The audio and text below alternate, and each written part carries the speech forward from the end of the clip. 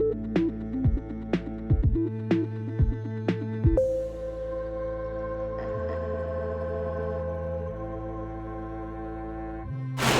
guys, welcome back to Release the Craftin. Priscilla here with a little tutorial for you guys today. As promised, I got those Hinges dies a little while back, and I promised I would show you guys the cool ideas I had with this. So this is technically part 1. I'm going to show you how we make up these hinges, and then in part 2, which might probably most likely be a storycraft video, so stay tuned for that, we're going to use the hinges. So in this one, I'm going to use some of this aluminum foil tape that I've had in my stash for probably 5 years and have never used. So we're gonna use it, right? Like, why not? But I also have some silver cardstock. So if you don't have access to the aluminum foil tape, you can always substitute it with like a silvery or metallic-y cardstock, and vice versa. If you don't have metallic cardstock, you could use this foil tape to achieve the same effect. So I'm just going to start out by covering a sheet of paper. This is just regular craft stationery paper. It's not even cardstock. It could have been cardstock, but for some reason I use this instead.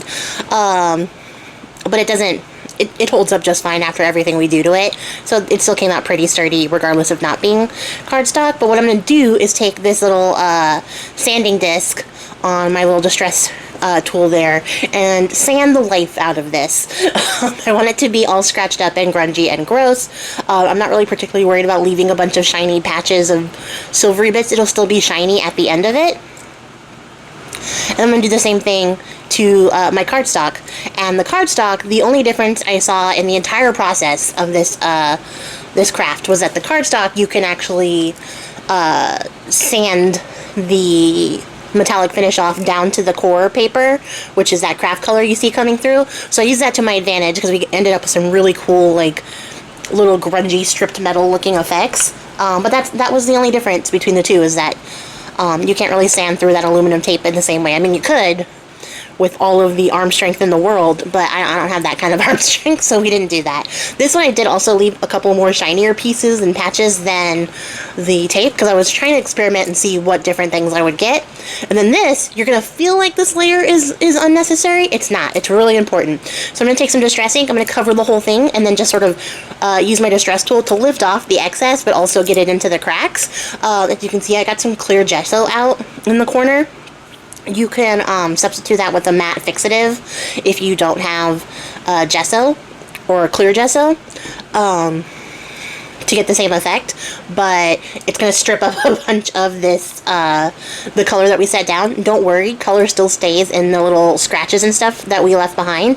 It's just not as pronounced. If you want them to be super pronounced, you could use like an archival or a StazOn to get it in there, but it's going to be harder to like work it into all the scratches if it's a permanent ink. So basically what I did was make the scratches a little grungy and then use the excess ink to add like a cool stippling effect to the background. And the goal here today is to make this rusty.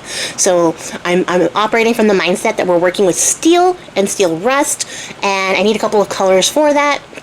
I didn't feel like digging through my whole stash. I have like a full set of rainbow colors on my desk at all times, but I don't have brown in that set, so I decided to just mix up some colors. So basically what you're seeing is me practice a little color theory here to get the colors I need.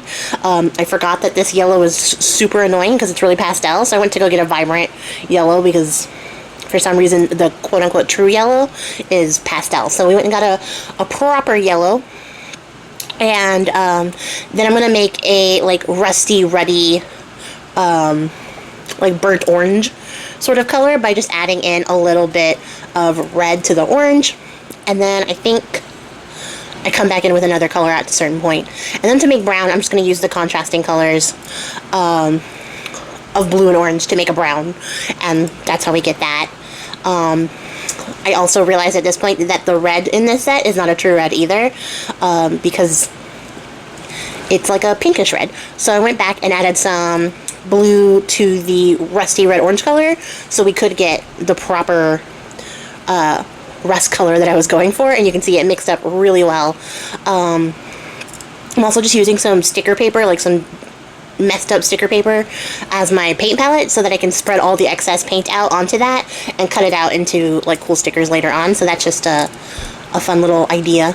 And then I have this little artist sponge that I am now cutting into pieces because I want the grungy texture parts, not the smooth surface that I used on the rest of the project. But I came up with a satisfactory array of rusty colors, and we're just going to work in layers to build up the rust. So traditionally, rust is, it starts from like the bottom of the rust layer is yellow, and then it moves into the orange and the rusty red color, and then brown. I did it both ways to see like which version I liked better, and they're both equally good. By the time we get to the end results, you'll see them. I liked how both came out. So on the cardstock, I went from the darkest to lightest, and then on the aluminum tin tape, I went from lightest to darkest. Those are the words I was going to say. We're just going to build up some layers. You don't want to cover up everything, of course, because then there's no point in using shiny metallic paper if you cover it all up. Although you can if you don't have metallic paper and you don't really want it to look like rusted metal. You just want solid rust pieces. But if you would like it to have a specifically rusted metal look, this is the way to go. And you could even achieve this by just painting a piece of cardstock with silver paint.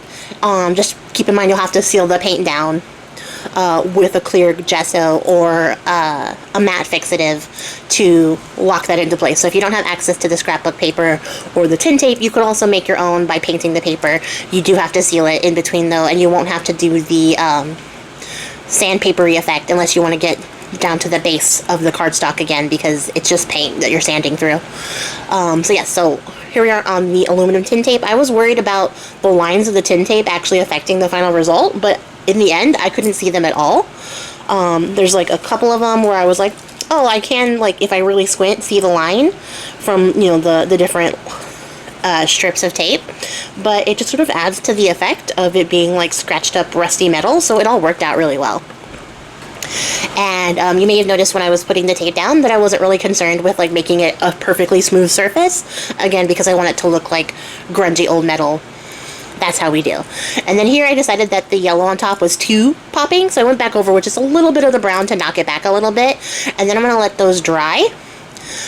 You can use your heat tool. Keep in mind if you were using it on cardstock that is silver in color, that silver top coat is like a plasticky layer, so if you heat it up with your heat tool, it's going to melt back and sort of expand and make those little torn spaces look more torn, which isn't a bad deal. Just keep in mind that that's a thing. On the aluminum tin tape, you can actually use your heat tool quite a bit on that without affecting it, but it will reactivate the adhesive on the back, so you'll have to re-stick it down when you're done in the places that it bubbles up. So that's a normal thing, but you can use your heat tool. And I do at some point, I think when I put the distress ink on, I was like, okay, we need to speed this along quite a bit. So that's how I did that. I went through and stamped it for texture, and my camera decided to not be in focus. We'll catch on to that, hold on. Eventually. But I use a little stamp just to add some little texture to the background. It's not really super noticeable in the final project, but you can still see the little hints of it here and there. And then I'm using a distress spray to then, again, knock that color back so it's not so bright, but also to add the little last bits of grunginess and, like, gross metal effect that I'm trying to go for here. And yeah, it came out really great. The distress spray that I used also has extra re-inker in it, so it's a little bit more potent than your usual.